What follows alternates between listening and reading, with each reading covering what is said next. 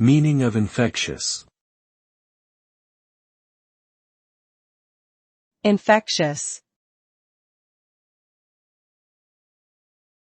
Infectious.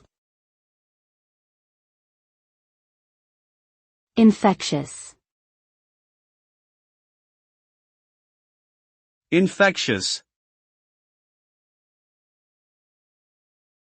The term infectious refers to the ability of a disease or agent to spread from one individual to another through direct or indirect contact.